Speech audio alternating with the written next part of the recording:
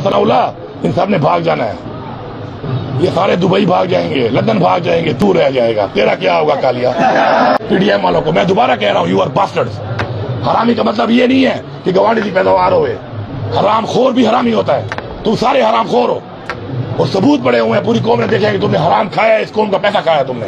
तुम हराम खोर हो। मैं तुम्हें दोबारा कह रहा हूँ, मैं अपनी स्पीड पे कायम हूँ। इसलिए उन्होंने कहा ना कि जी इसने उससे नफरत फैलवाई है, तो जिसको मैंने हरामी कहा था वो पीडीएम थी।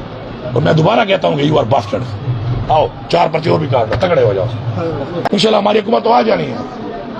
आर्टिकल 6 लगा के इनको वही सजा मिलनी है। फिर जो आर्टिकल 6 की सजा है वो सजाए मौत है, उसके लिए तैयार हो जाए लोग। ये मैं बरबला ऐलान कर रहा हूँ। बिस्मिल्लाहिर्रहमानिर्रहीम। सबसे पहले तो मैं आप मीडिया के भाइयों का शुक्रगुजार हूँ कि आपने कवरेज भी की है, पूरी रैली की और आप पूरा दिन लग गया उसमें यहाँ पे आए। और बाकी मैं सबसे ज़्यादा शुक्रगुजार अपनी आवाम का हूँ, इसकी मुझे मोहब्बत दी, मुझे इज्जत दी, जिसकी वजह से मैं आज इस मकाम पे हूँ और हमेशा मेरा साथ दिया और पूरे